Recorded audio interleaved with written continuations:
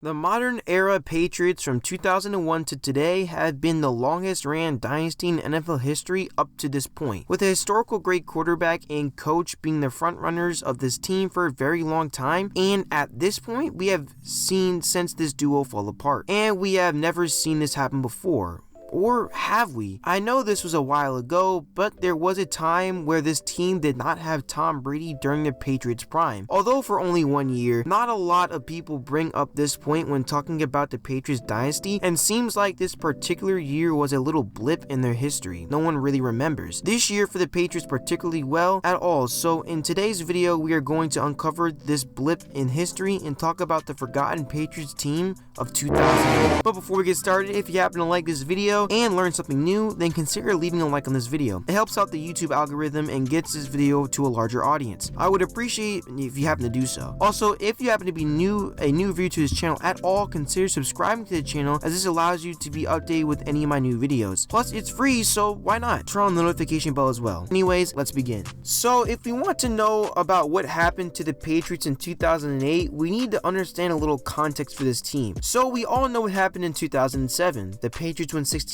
and ended up losing to the New York Giants in Super Bowl 42. So let's dive into around this area so we can start and see what happened during that offseason of 2008, and then dive into the Patriots season that year start to finish. Now, I don't really need to go over the small things like training camps and the offseason too much, because that would be ultimately a waste of time, and that did not really affect the Patriots that much there, so it was just a roster change. So I'll be going over that real quick, starting with the offense. The biggest and most impactful change was the quarterback position. Tom Brady ended up getting injured early on during this season, and his replacement was Matt Castle. Castle, up to that point, was a 7th round pick and was drafted by the New England Patriots 3 years prior, back in 2005. Ever since then, for the next 3 years, he was Tom Brady's backup, playing a total of 14 games through 3 seasons. He never really stood out, so he never went anywhere until early in week 1, but more on that later. As for the receiving core, the key pieces remained intact. The two key players, Randy Moss and Wes Welker, managed to remain with the team this year as well. Tight end Ben Watson and the entire offensive line stayed as well. The two differences are tight end Kyle Brady and running back Kevin Falk. Kyle Brady ended up retiring following the 2007 season, and Kevin Falk was second to running back Sammy Morris. As for defensive differences, defensive end Richard Seymour comes back for a full season, along with Asante Samuel as well. Ronnie Harrison ends up slowing down in 2008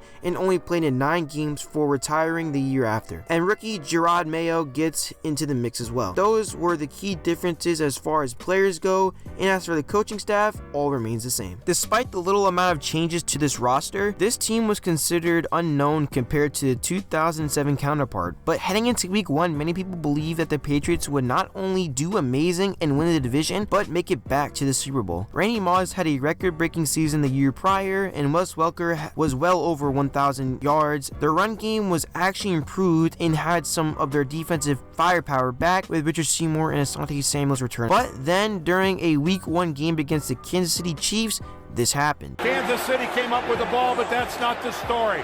Tom Brady took a tremendous hit as he released that ball right on his left leg. Tom Brady, the man who a year ago threw for 50 touchdowns and over 5,000 yards, tore his ACL and was out for the entire 2008 season, and Matt Castle was here to take his place. And although not exactly doing the best as in regards to personal performance, the run game was doing really good. So during the first 2 weeks of the season, with the win over the Kansas City Chiefs and the division rival Jets. From there, they took a devastating loss to the Dolphins in week 3, followed by a win over the 49ers, a loss to the Chargers, a win over the Broncos and the Rams, put the Patriots at a 5-2 record, which was really good. And not only that, they were winning the division up to that point. However, weeks 9 through 13 were a little up and down, as they lost to the Colts and an overtime loss to the Favre-led Jets and the Steelers, which hurt them quite a bit. Meanwhile, the Dolphins, who had a 3-4 record, ended up going on a hot streak as they won the next 9 of 10 games, while Favre's Jets ended up having a mid-season collapse and ended up going 9-7. This Dolphins hot streak, combined with the key division loss to the Jets, was the reason why the Dolphins ended up winning the division here. The Patriots, although did pretty well with an 11-5 record, Matt Castle was just not able to control the high-powered offense of the Patriots. Although he he did start to step it up in the later half of the season, it just wasn't enough. Castle ended up throwing around 3,300 yards and 22 touchdowns along with 11 interceptions. Not terrible, but just underwhelming. Randy Moss's production also went down a little bit as well, with barely getting over 1,000 yards and 8 touchdowns. Not even close to his 2007 campaign.